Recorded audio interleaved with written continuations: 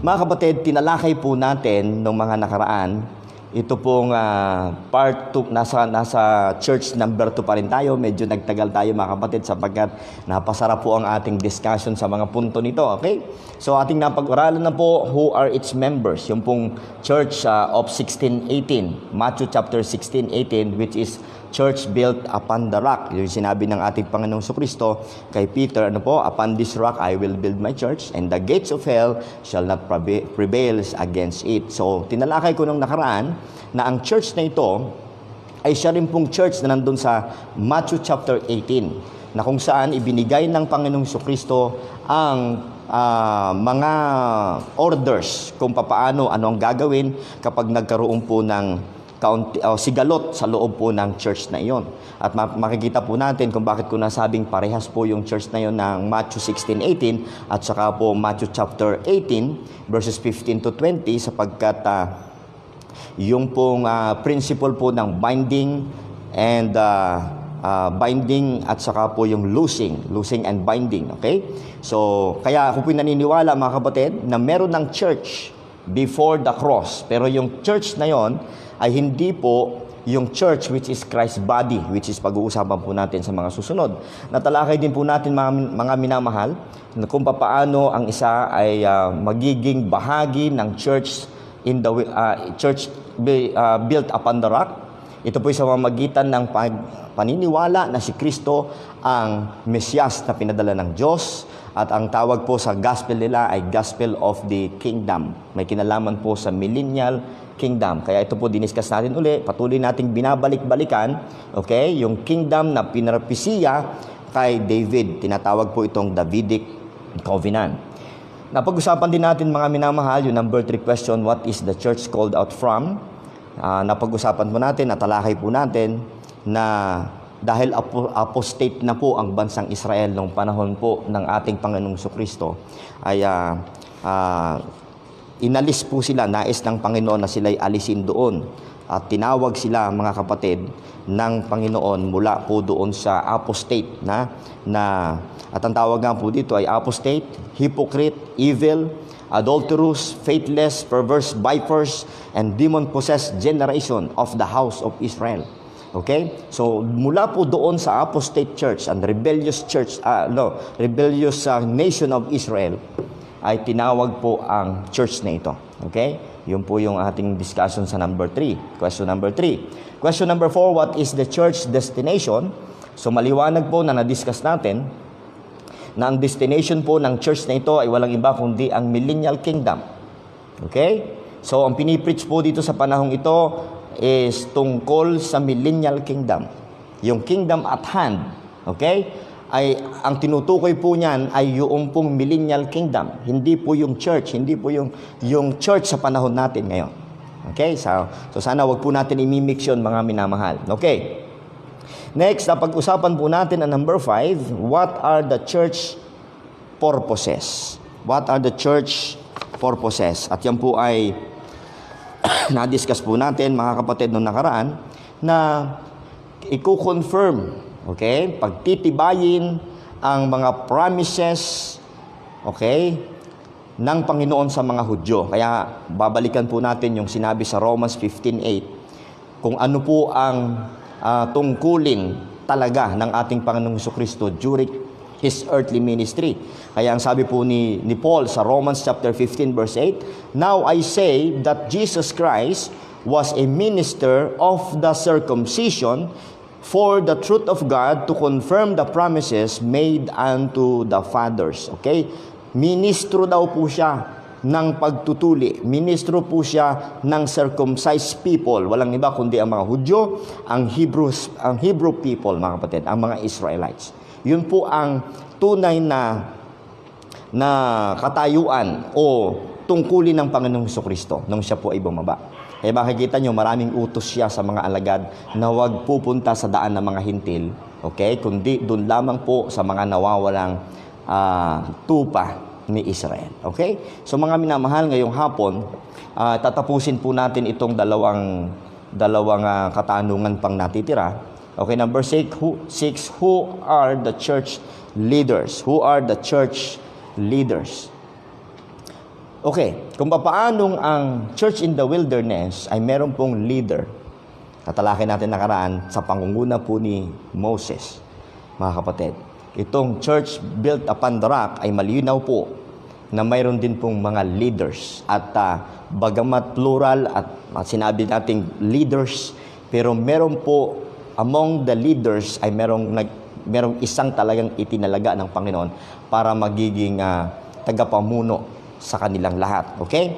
So, number 1, the chief leader of the church which built upon the rock is no other than but Peter. Okay? Ito po ang sabi po ng Panginoong Jesucristo kay Peter. Sabi po niya sa Matthew chapter 16, 18, and 19, the Bible says, "And I say unto thee, that thou art Peter, and upon this rock I will build my church, and the gates of hell shall not prevail against it." Verse 19. Notice verse 19. "And I will give unto thee." And I will give unto thee. Ang kausap niya po ay walang iba kundi po si Peter. "I will give unto thee the keys," yung pong susi. "I will give unto thee the keys of the kingdom of heaven." So, yung church which built upon the rock ay may kinalaman po sa kingdom of heaven, which is the millennial kingdom, at ibinigay ang susi. Okay? Yung, ibig sabihin po, binigay yung pamamahala, pamumuno, na kay Apostol Pedro ang pangunguna upang buksan ang pagpasok, mga kapatid, yung mga believers sa panahong ito. Okay? Nasa kanya po ibinigay ang pangunahing pangunguna upang hayaang makapasok sa kingdom of heaven ang mga Israelites. At sabi ng Bible, "And whatsoever thou shalt bind on earth shall be bound in heaven, and whatsoever thou shalt loose on earth shall be loosed in heaven." Okay? Now, makikita natin na malinaw na ang binigyan po, mga kapatid, ng pamamahala dito, mga kapatid, ay walang iba kundi si Peter. Ngayon, bagamat wala pa tayo dito sa part ng number 3, nais ko pong ikumpara natin muli. Kasi hindi maaaring dalawa ang leader. Okay? Na pinagkalooban ng Diyos. Mayroong claim si Peter at mayroong claim si Paul pagdating po dito. So, susulat ko po, nandito si Peter, andito naman si Paul. Tingnan niyo, mga kapatid, ang sabi, Dito po, babasahin po natin, mga kapatid, mga minamahal. Susulat ko po muna, alang-alang sa mga nagsusulat din. Okay? Kung mapapansin po natin, kung makikita natin, mga kapatid, nabasa po natin yung Matthew chapter 16, verse 18 to 19. Then, mabasahin po natin ngayon ang 1 Corinthians chapter 3, verse 10. Okay? Then, Galatians chapter 2, verses 7 and 8. Okay? Tingnan natin, mga kapatid, kung anong sinasabi ng Biblia tungkol sa bagay na ito. Kaya, mayroon pong pamumuno na nararapat na uukol si Peter at si Paul, meron din po. Hindi po sila magkasama. Tingnan niyo po, mga kapatid, dito sa 1 Corinthians chapter 3. Kung na may Biblia po kayo, pakibuklak din po yun para makita niyo po mismo sa inyong mga mata na tama po yung aking binabasa. Okay? 1 Corinthians chapter 3, verse 10, the Bible says, "According to the grace of God," you see, alam niyo salitang grace, napakadami ng salitang grace sa sulat ni Apostol Pablo, mga kapatid. Napakarami pong salitang grace. Okay? "According to the grace of God which is given unto me." Lagi niyang, kung mapapansin niyo, laging unto me, I, yung myself, okay, my gospel. Makikita niyo lagi po yan sa mga sulat ni Apostol Pablo. Okay? "According to the grace of God which is given unto me as a wise master builder." As a wise master builder. Ikinumpara niya yung kanyang sarili bilang isang master builder, matalinong tagapagtayo, punong tagapagtayo. Sabi niya, "I have laid the foundation. I have laid the foundation. And another buildeth thereon. but let every man take heed how he buildeth thereupon. So makikita natin dito ang claim na Apostol Pablo, okay, na siya po yung master builder, okay, sa panahon ng grace period. Okay, siguro mas maganda isama natin po itong isa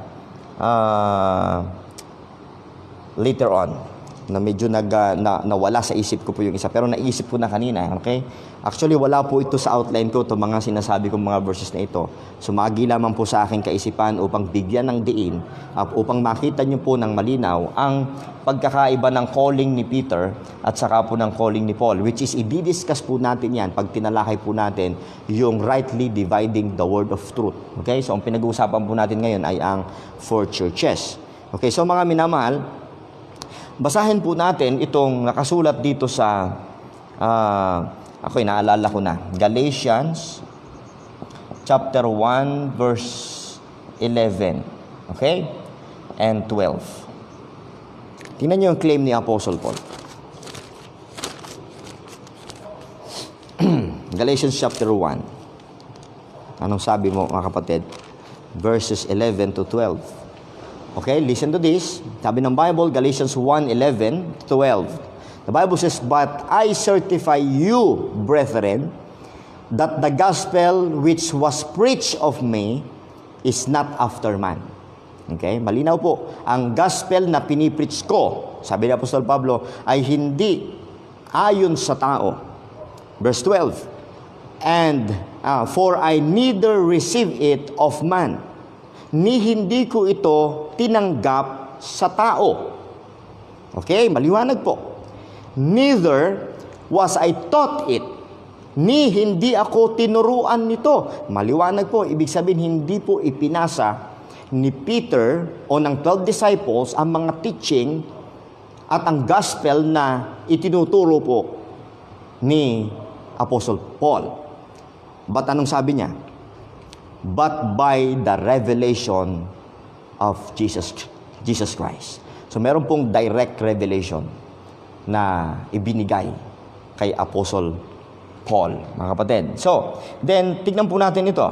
Galatians chapter 2, 7 and 8. Okay? Ano pong sabi, mga kapatid, sa Galatians chapter 2, 7 and 8? Excuse me po. Verse 7, the Bible says, "But contrariwise, when they saw that the gospel of the uncircumcision was committed unto me, as the gospel of the circumcision was unto Peter." You see that? So, ang tawag sa gospel ni Paul ay gospel of, ano mo yung nabasa natin? Gospel of uncircumcision. So, ang focus, okay, ng gospel ni Paul ay sa mga Gentiles. And then, ang sabi po naman dito, kukonek po natin, sabi po dyan, "was committed unto me, and the gospel of the circumcision was unto Peter." So, ang tawag dito sa gospel ni Peter ay gospel of circumcision. Bakit, mga kapatid? Sapagkat ang kausap niya lagi dito ay ang mga Jews. So, tama po, ang leader, mga kapatid, ang leader po, ang pinuno, mga kapatid, sa gospel of the Jews or the gospel of circumcision ay walang iba, mga kapatid, kundi po si Peter. Now, tingnan niyo po ang verse 8. Mas malinaw po yung pagkakasabi sa verse 8. "For he that wrought effectually in Peter to the apostleship of the circumcision." So, maliwanag. Ang apostleship ng circumcision ay kay Peter. "The same was mighty in me toward the Gentiles." So, maliwanag, mga kapatid, na ang apostleship ni Apostle Paul ay toward the Gentiles, at ang apostleship po, mga kapatid, ni Peter ay toward the Jews, to the circumcision. So, pero mga kapatid, makikita po natin bakit po parang Gentiles, parang dominantly Gentiles. Alam niyo kung bakit? Kasi nung time na nireject ng Hudyo ang ating Panginoong Jesucristo, kahit dun sa Book of Acts, nung ipinapangaral po ang tungkol sa ating Panginoong Jesucristo, ang mga Hudyo po ayaw na pong makinig. Kaya makikita po natin, sinabi ng Apostol Pablo, sabi niya, I go to the Gentiles. Okay? Sa Acts 28:28. Ito po yung pagkakasabi, mga kapatid. Acts 20:28. Ito yung time na kung saan ay huling kinausap ni Apostol Pablo ang mga Hudyo, pero ayaw makinig ng mga Hudyo. Kaya ang sabi po niya sa chapter 28, verse 28 and 29 ng Acts, sabi po niya, "Be it known therefore unto you," ang kausap niya yung mga Hudyo, "that the salvation of God is sent unto the Gentiles, and that they will hear it." See that? And that they will hear it.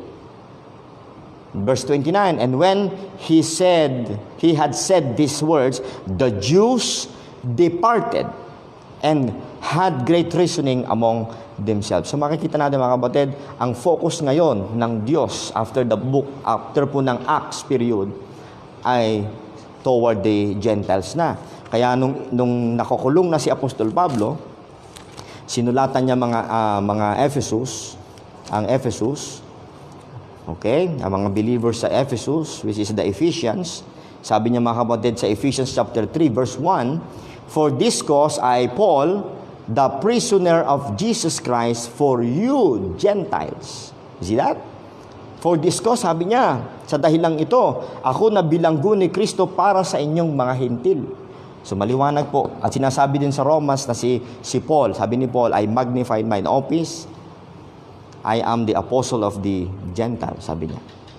Maliwanag, mga kapatid. So anyway, didiscuss po naman natin yan. Tatalakayin po natin yung mga bagay na yan sa mga susunod po na particular na topic natin para doon. So pinag-uusapan natin patuloy ay kung sino po ang mga leaders. Of course, sa pangunguna po ni Peter, nakita po natin dyan, okay? Nakita rin po natin sa Galatians na si Peter po ay itinalaga ng Diyos para sa mga circumcision. Okay? At si Paul po ay tinalaga ng Diyos para sa mga uncircumcision, sa mga Gentiles. And then, sino pa po ang kasama ni Peter? Sino pa? Sabi po, mga kapatid, dito sa Matthew chapter 10 verses 1 to 4, sabi ng Bible, "And when he had called unto him his 12 disciples, he gave them power against unclean spirits to cast them out, and to heal all manner of sickness and all manner of disease." Okay? Verse 2, "Now the names of the 12 apostles are these. The first, Simon, who is called Peter." Okay? So makikita nyo, unang-una sa listahan po si Peter. And then, si Andrew, his brother, James, the son of Zebedee, John, his brother, so on and so forth, mga kapatid. Alam na po natin yung 12 disciples or yung 11 disciples.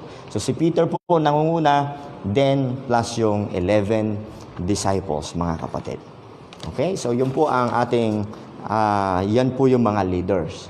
Pero pagdating, mga kapatid, sa Acts chapter 1, tingnan po natin. Sa Acts chapter 1, mga kapatid, hindi ko na isulat sa akin pong outline, pero dapat nating madiscuss ito sapagkat alam nyo na nabasa ko po yung teaching ni Clarence Larkin. Okay? Hindi siya naniniwala na si Matthias ang naging kapalit ni Judas. Okay? So, pero maganda yung libro ni Clarence Larkin, mga kapatid. Marami akong natutunan po doon. Kaya tignan po natin, mga kapatid, kung yung pagpapalit po kay Matthias, kay Judas, mga kapatid, kay Judas. Okay. So, nais kong basahin itong verse 15. Acts chapter 1, verse 15. The Bible says, "And in those days, Peter stood up in the midst of the disciples and said, the number of names together were about 120. Sabi niya sa verse 16, "Men and brethren, this scripture must needs have been fulfilled, which is the Holy Ghost by the mouth of David spake before concerning Judas, which was guide to them that took Jesus." Verse 17, "For he was numbered with us and had obtained part of this ministry." Verse 18, "Now this man purchased a field with a reward of iniquity, in falling headlong, he burst asunder in the midst, and all his bowels gushed out." And it was known unto all the dwellers of Jerusalem, in so much as that field is called in their proper tongue Aseldama, that is to say, the field of blood. So makikita natin mga kapatid dito yung history, yung kasaysayan, yung nangyari po kay Judas. At ang sabi po ni Peter sa verse 21, wherefore of these men which have companied with us all the time that the Lord Jesus Christ went in and out among us, beginning from the baptism of John unto the same day that he was taken out from us, must one be ordained to be a witness with us of his resurrection. So maliwanag dito mga kapatid, sa verse 23, nagkaroon po sila ng pagpipilian at pinanalangin nila sa verse 23, and they appointed two, si Joseph called Barsabas, who was surnamed Justus, and Matthias. Sa verse 24, and they prayed and said, Thou, Lord, which knowest the hearts of all men, show whether of these two thou hast chosen. Verse 25, that he may take part of this ministry and apostleship. You see? So naging apostol po. Naging apostol na rin si Matthias, ibinilang siya, nakapalit ni Judas. Okay, dito po sa Acts chapter 1, verse 25, from which Judas by transgression fell, that he might go out to his own place. And they gave forth their lots, and the lot fell upon Matthias, and he was numbered with the 11 apostles. Kaya makikita natin mga kapatid na naging 12 na po uli sila dito. Okay, pagdating po doon. So, ang leader po mga kapatid ng church built upon the rock ay walang iba, kundi ito pong 12 disciples sa pangunguna po ni Peter, mga kapatid. Okay? So, yun po yung ating pagsagot, mga kapatid, doon sa number 6. How about number 7? How does one cease to be a member? Paano po ang isa ay mahihinto sa pagiging member ng church na ito? Mga kapatid, naniniwala po tayo, mga kapatid, na ang church built upon the rock, sabi ng Panginoon, in the gates of hell shall not prevail against it, sapagkat lumabas po mula sa Abraham's bosom ang mga member nung ang Panginoong Kristo ay bumangon muli sa kanyang resurrection. At alam po natin, before the millennial kingdom, ay magre-resurrect din po yung mga namatay during tribulation period. At yung church po dito, which built upon the rock, mga kapatid, ay the same church na nandito. Okay? Same church na nandito po during tribulation period. Now, bakit ako naniniwala doon? Tignan po natin sa Matthew chapter 24. The same gospel, mga kapatid, ay ipipreach doon po sa millennial, dito po sa tribulation period. Tignan niyo mga kapatid ang sinasabi sa Matthew chapter 24. Okay, Matthew chapter 24, verse 13. The Bible says, but he that shall endure unto the end, the same shall be saved. Itong verse na to, ginagamit ng maraming Pentecostal na naniniwala sa losing salvation. Mayroon pong kinakailangang pagtiisan hanggang sa wakas at siyang maliligtas. Okay, now, huwag niyo pong putulin, mga kapatid, ang pagbasa sa verse 13 pag magbabasa kayo nito. Tandaan po ninyo, ang buong Matthew chapter 24 ay pagtalakay ng ating Panginoong Kristo tungkol po sa buhay ng mga Hudyo sa panahon po ng tribulation period. Hindi po panahon ng church period ang Matthew chapter 24. Okay? Now, tignan niyo po mga kapatid ang verse 14. Ano sabi ng Bible sa verse 14? And this gospel of the kingdom shall be preached into all the world for a witness unto all nations, and then shall the end come. Now, tignan niyo po yung verse 14. Iko-connect natin yan mga kapatid dito.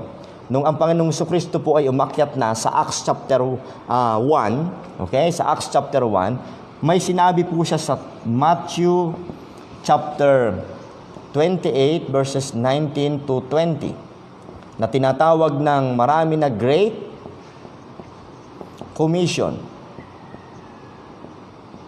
Now, wala namang problema kung tawagin natin yung Great Commission kapag ang pag-uusapan ay pag-share ng gospel.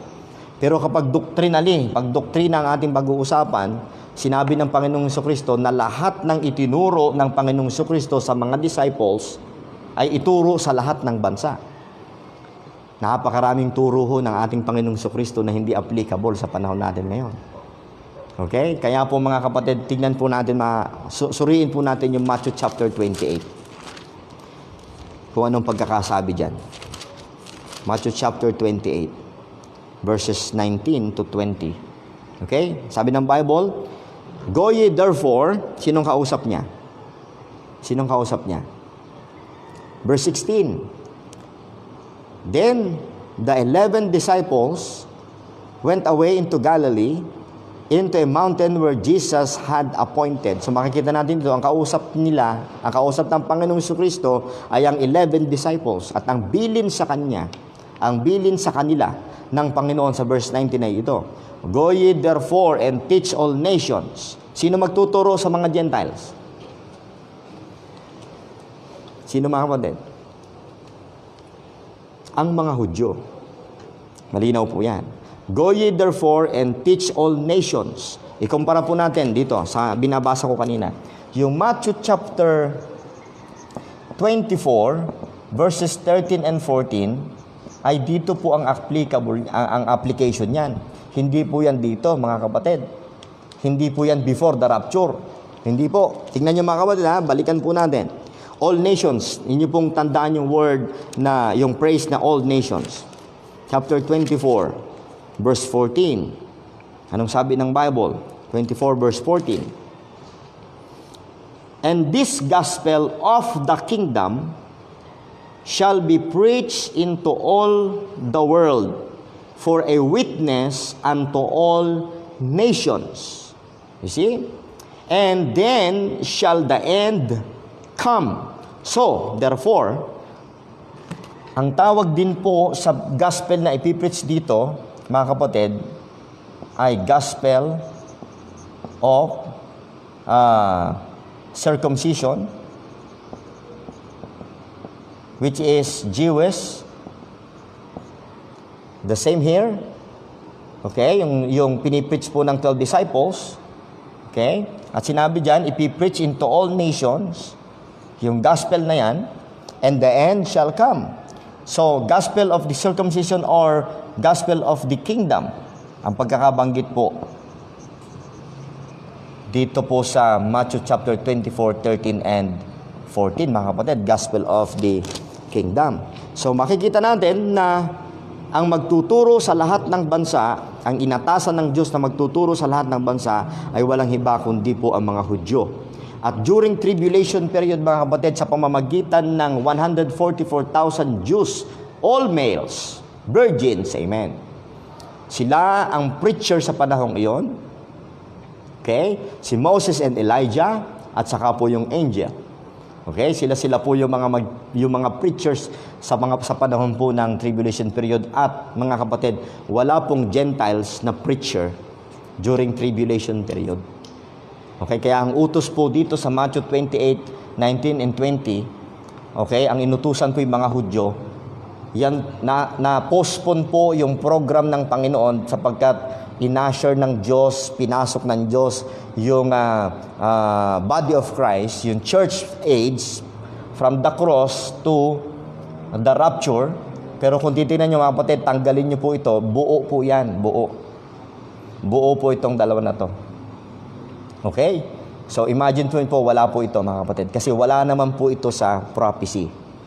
Okay? Isiningit lamang po yan ng Panginoon sa panahong ito. Okay, now, makikita natin mga minamahal, malinaw po na yung gospel dito, which is the gospel of the kingdom, na dadalhin ito, na tinatawag na Great Commission sa mga disciples. At ang mga disciples, tandaan nyo po, ang 12 disciples po ay 12. Malinaw po yan na para sa 12 tribes of Israel. Okay?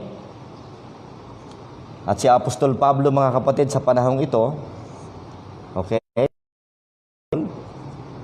Ito, 12 apostles, si Apostle Pablo, 1 apostle. Okay? Para sa one body. Walang iba kundi po ang church. Okay? One body. So medyo lumawak ang aking pagbibigay po ng explanation, mga kapatid, pero para yan po ay lubos yung maintindihan, kaya pagpasok natin dito, pag diniscuss natin ito, malaki na po ang inyong angat sa pagkaunawa at madali nyo na po ang maiintindihan, mga minamahal. Okay, so makikita po natin na yung leaders dito, okay, siyempre namatay ang 12 apostles. Ito yung tanong ng iba. Saan po kabahagi ang 12 disciples? Kasama po ba ang 12 disciples sa church which is Christ's body? Of course. Sapagkat naniniwala ako na sila ang unang pinasukan o binigyan ng Holy Ghost. Okay?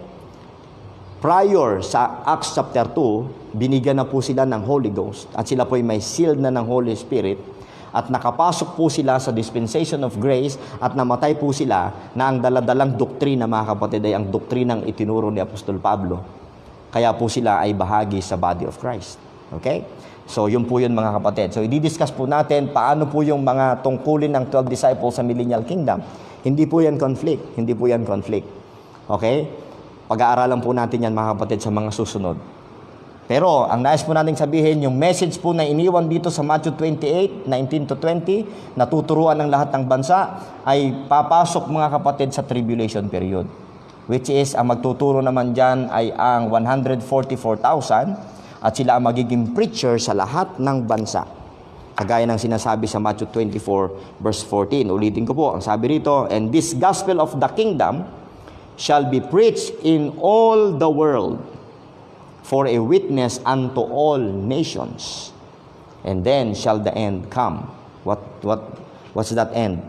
The end of the tribulation period. Okay? So yan, mga kapatid. Now, pag-usapan po natin ngayon, how does one cease to be a member? Okay? Paano po matitigil, mahihinto ang kanilang pagiging miyembro? Diyan. Okay? Now, sa Matthew chapter 24, verses 11, Matthew 24 verses 11, mga kapatid, pababa, which is nabasa na natin kanina yung 13 and 14. Okay, para bigyan natin ng diin naman yung pagiging member dito. Okay, buburahin ko po muna.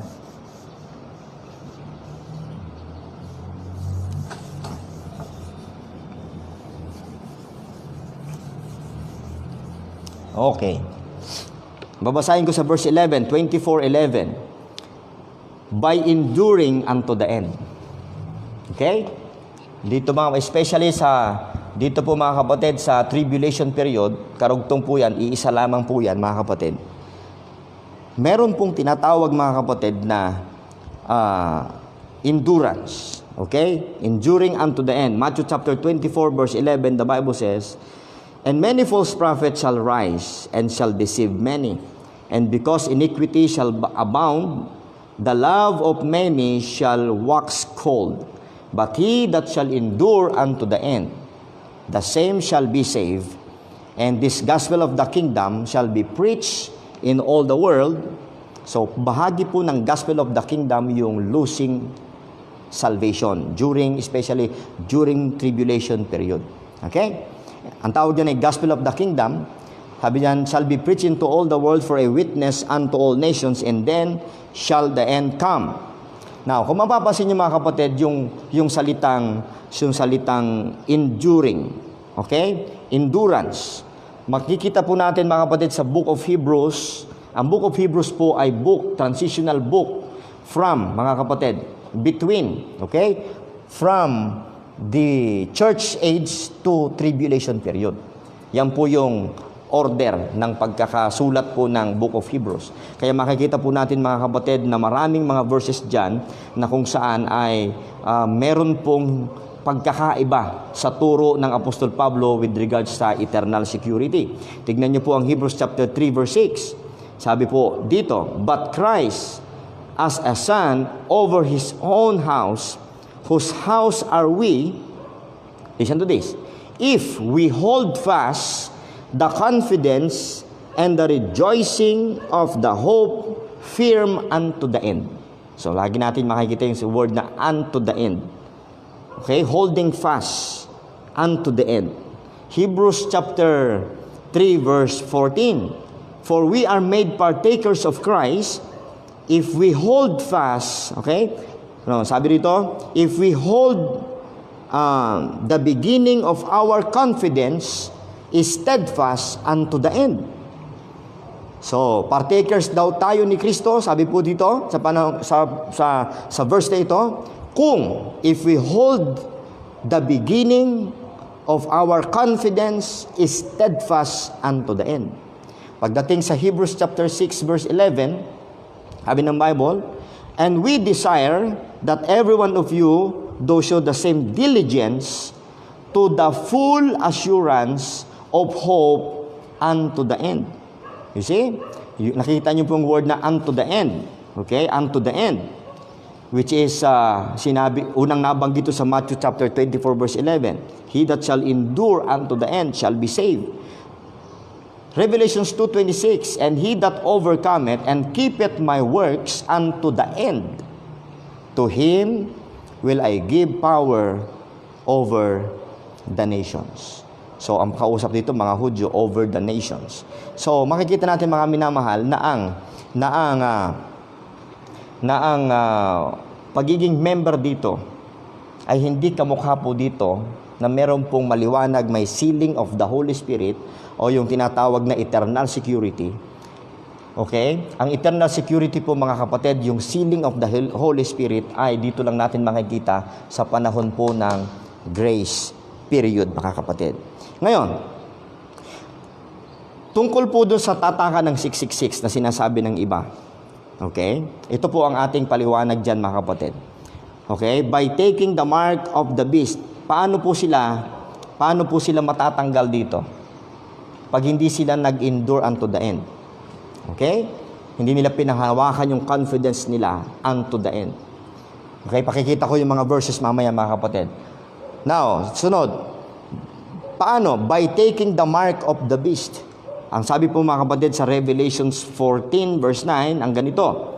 And the third angel followed them, saying with a loud voice, if any man worship the beast and his image, during tribulation period na po ito, and receive his mark in his forehead and in his hand, the same shall drink of the wine of the wrath of God, which is poured out without mixture unto the cup of his indignation, and he shall be tormented with fire and brimstone in the presence of the holy angels and in the presence of the Lamb. Verse 11, the Bible says in verse 11, and the smoke of their torment ascended up forever and ever, and they have no rest day and night, who worship the beast and his image, and whosoever receiveth the mark of his name. So makikita natin sa book of Matthew 24 kanina, and many false prophets shall rise and shall deceive many.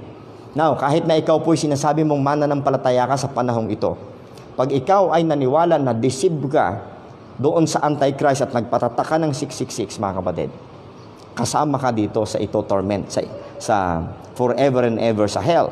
Verse 12, ang binabasa ko po ay Revelation chapter 14 verse 12. Listen to this. Napakahalaga po ng verse 12. Here is the patience of the saints. Narito ang pagtitiis. You see, may pagtitiis po sa panahon pong ito ng tribulation period. Here is the patience of the saints. Here are that keep the commandments of God and the faith of Jesus. You see, nakita niyo yung dalawang elements. Sabi diyan, they that keep the commandments of God, and the faith of Jesus. So, pastor, sasabihin niyo sa akin, ano po yung keep the commandments of God? Revelations 15:3. Ano po yan?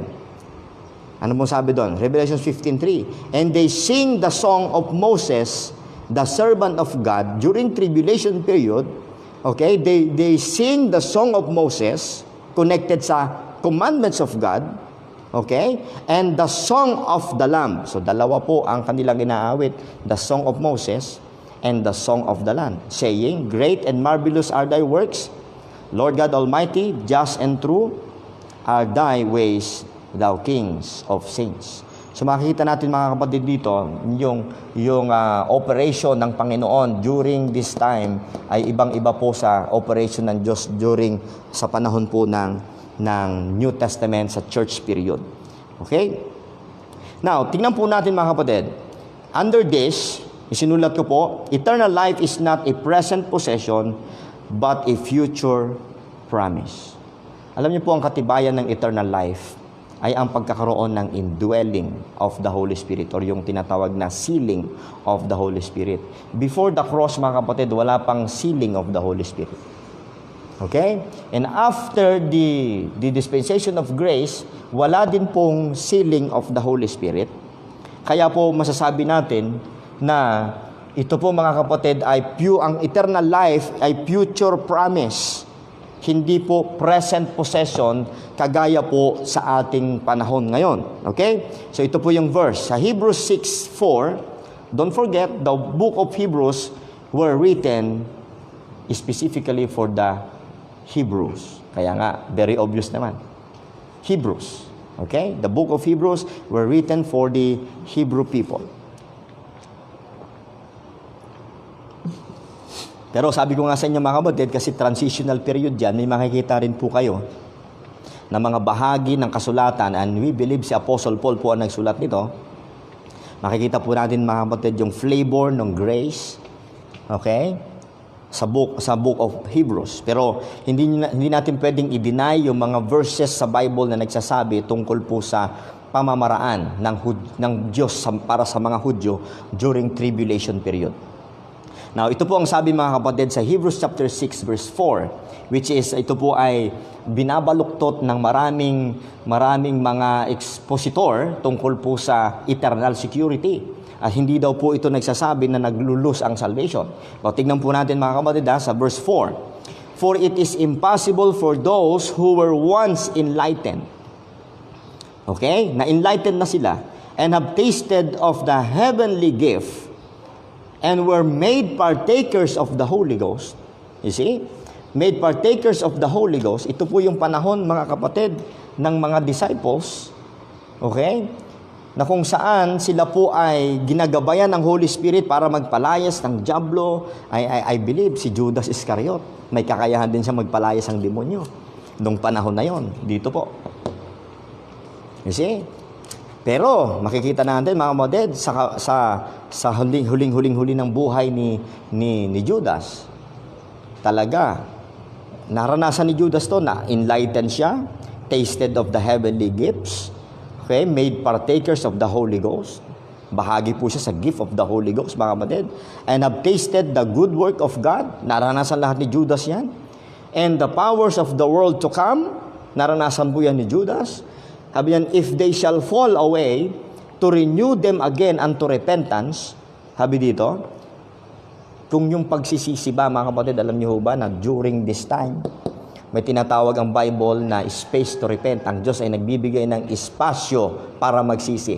Space to repent.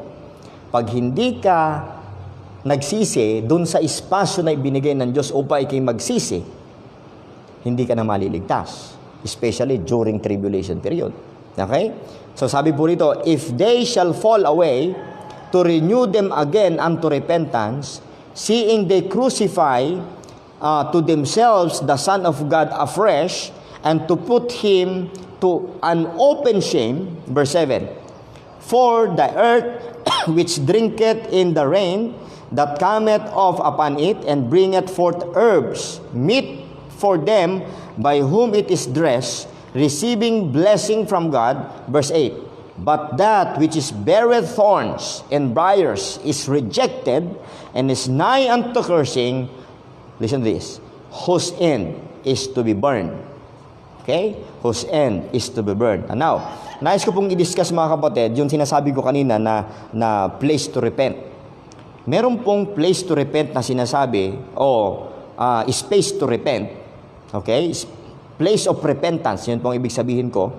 At nasa Revelations 2:21, ang sabi ng Bible, and I gave her space to repent for her fornication, and she repented not. Ang tinutukoy po ay si Jezebel sa Old Testament. Behold, I will cast her into a bed, and them that commit adultery with her into great tribulation, except they repent of their deeds. So, meron pong tinatawag na space to repent. Now, ito mga kapatid, tignan po natin ang buhay ni Esau. During tribulation period, ang kalagayan po ng mga mananampalataya doon, pag hindi sila makapagtiis hanggang sa wakas, mga kapatid, at ibinenta nila ang kanilang pananampalataya gaya ni Esau, hindi, kahit na anong iyak nila, kahit na ano pong pagtangis nila, hindi na maibabalik pa yung pagkuha ng blessing mula sa kanila. Kagaya po na nangyari kay Esau. Babasahin ko mga kapatid sa Hebrews 12:14. Sa Hebrews 12:14, sabi ng Bible, follow peace with all men and holiness, without which no man shall see the Lord. Ito lagi itong ginagamit ng mga Pentecostal about losing salvation. Pag daw ikinamatay na hindi ka banal, hindi mo makikita ang Panginoon. Verse 15, looking diligently, lest any man fail of the grace of God. So nakita po natin during tribulation, umaawit po ang mga saints dyan ng awit ni Moses. At sabi niya, here is the patience of the saints who keep the commandments of God and the faith of the Lord Jesus Christ. So ang pagbibigay ng biyaya dito sa tribulation period ay kamukha po sa Old Testament. May biyaya din sa Old Testament, but kailangan mong masumpungan yung biyaya sa Old Testament. Maging sa tribulation period, ganun din po. Pero ang grace po sa panahon po na ito ng dispensation of grace, kaya nga tinawag na dispensation of grace, ay abundant. Okay? Exceeding yung grace po dito. But sa Old Testament is need to be found. Okay? Dito po, need to be found. Okay? So, ano pong sabi ng Bible? Itutuloy ko mga kapatid. Okay? Follow peace with all men and holiness, without which no man shall see the Lord. Verse 15, looking diligently, lest any man fail of the grace of God, lest any root of bitterness is springing up trouble you. So, ang kausap niya po ay ang Jews, ang mga saints na mga Hudyo, during tribulation, and thereby many be defiled. See? Lest there be any fornicator or profane person as Esau. Okay? Who for one morsel of meat sold his birthright. Sa panahon ng tribulation period, mga kapatid, yung pagkaunawa ng mga Hudyo tungkol sa Panginoong Jesucristo, dahil sa hirap na hindi na sila makakain, pag wala silang tatak ng 666, mga kapatid, kahit yung mga hintil ng mga panahong na yon, sa during tribulation period, at ibinenta nila yung faith nila, kagaya po ni Esau. Sabi niyan, who for one morsel of meat sold his birthright. Alam nyo, ang isa sa pinakahinaan ng tao ay ang pagkain. Kapag gutom na yan, mamamatay na, mga kapatid, kagaya ni Esau. Wala siyang pakialam sa kanyang birthright, sa kanyang posisyon. Ibinenta niya po yun. At anong sabi ng Bible sa verse 17? For ye know how that afterward, when he would have inherited the blessing, he was rejected. Okay? So, rejected si Esau. For he found no place of repentance.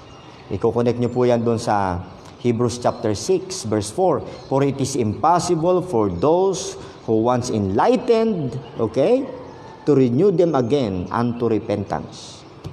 Imposible po. Kagaya ni Esau. Kahit anong sisi, kahit magsisi po sila, wala nang pag-asa sila. Okay? Sabi dito, for he found no place of repentance, though he sought it carefully with tears. Maalala nyo mga kapatid, si Esau, kahit na nung iyak niya, wala na siyang blessing. Nakuha na po yung blessing mula po kay Esau at naibigay po kay Jacob. So, yun po mga minamahal ang pamamaraan po. Okay? Sa panahon po ng tribulation period, yung sinasabi po na sino mang hindi magtiis hanggang sa wakas. Okay? Ang sino mang magtiis hanggang sa wakas, siya po ang maliligtas. We believe, mga kapatid, na during tribulation period,